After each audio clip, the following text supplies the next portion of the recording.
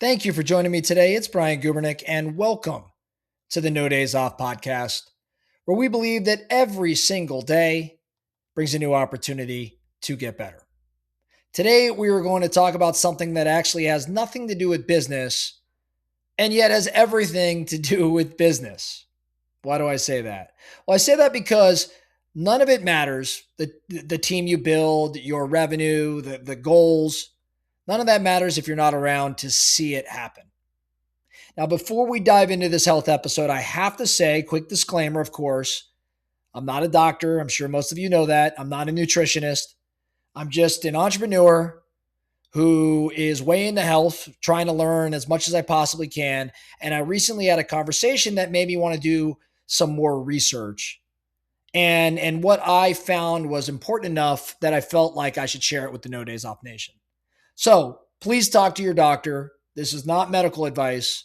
This is just someone, me here sharing with the No Days Off Nation, a group that I care about, and I want you to hear this information.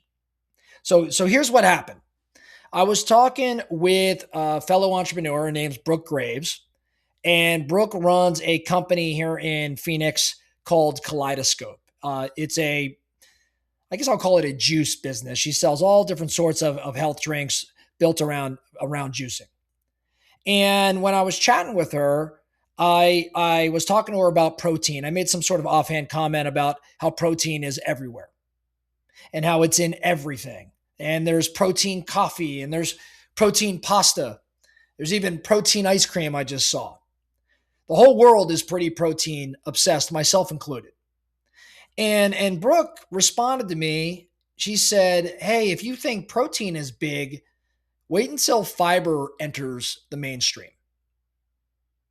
And so that caused me a bit of pause. And so I went and I looked it up. And no surprise, it turns out that Brooke, who knows an awful lot of stuff, she is ahead of the curve, in my opinion.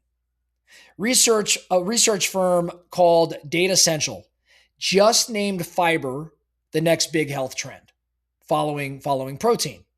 PepsiCo's own CEO told analysts last year that fiber will be the next protein, and that Pepsi has already launched new products to back that bet. There's been a 9,500% increase, 9,500% increase in page views on fiber-related articles in the past year alone. Whole Foods named it a top trend for 2026. The food industry is about to go all in on fiber the same way it went all in on protein. But here's the thing for today. This isn't a food trend episode because the reason fiber is breaking through isn't the marketing around fiber. It's the medicine, as Brooke had explained to me.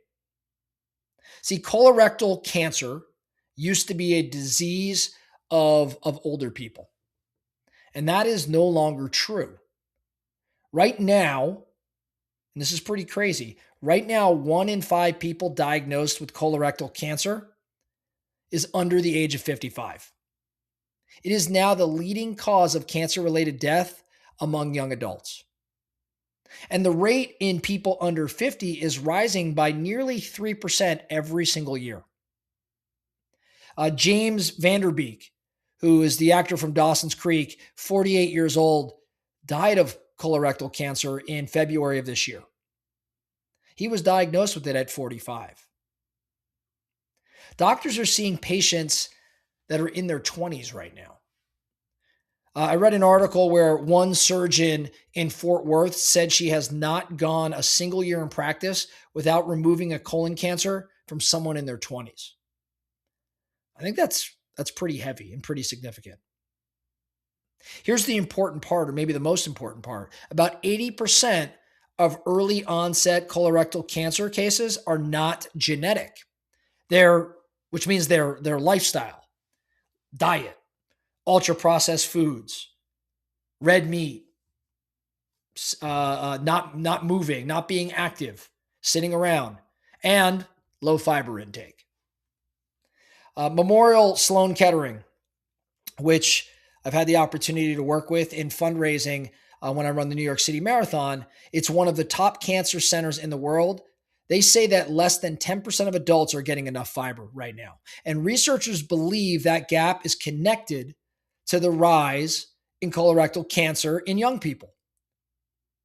Another cancer institute, I'm blanking on the name right now, puts it even more specifically. For every 10 grams of fiber you add to your daily diet, your risk of colorectal cancer drops by 7%. Now, tie all of this research out. This is just me going online and reading things, but you'll see there's a tremendous amount of data out there. Now, the recommended daily intake is around 25 to 38 grams of fiber. The average American is getting about 15. So we are getting less than half of what we need every single day. What's awesome here is it's not complicated to fix. We're not talking about a supplement protocol like we sometimes discuss here at No Days Off. We're not talking about some crazy expensive program. We're talking about oatmeal in the morning. We're talking about berries or an apple or swapping out white rice for quinoa or adding black beans to something. Eating more vegetables. Maybe just carry a handful of almonds instead of reaching for a bag of chips. These are not hard things, in my opinion. They are pretty easy things that most of us just are not doing. So I'm not going to stand here or sit here in this podcast.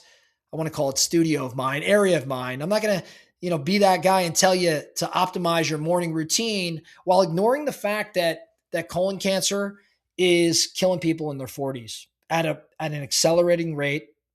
And fiber might be one of the simplest tools we have to push back against it. I think this is especially true for the No Days Off Nation, for our entrepreneurs here, because a lot of times we're eating on the go, we're eating on the run. We grab what's fast. We skip meals, and then we make bad choices when we're finally hungry.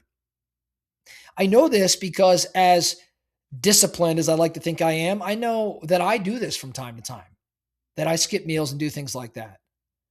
And when I did this research, it kind of served as a reminder for me personally that performance isn't just about your mindset. It's not just about output.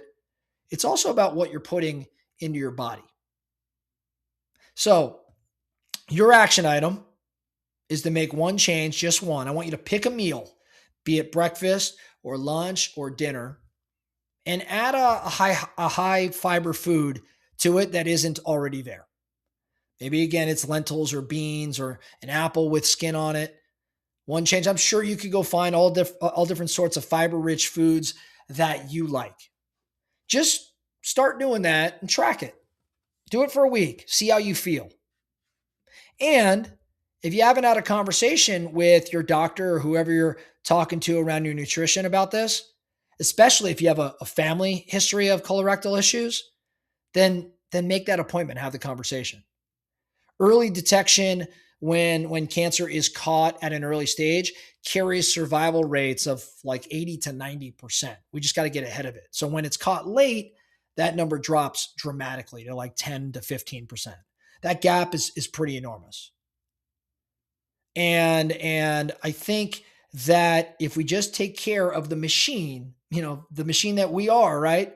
Because you only get one. If we just take care of the machine, then we can make certain that to the greatest extent possible, we avoid these things that unfortunately are taking advantage of people far too young. That's all I have for you today. The No Days Off podcast. Thank you so much for listening. And remember, every single day brings a new opportunity to get better. So let's get after it.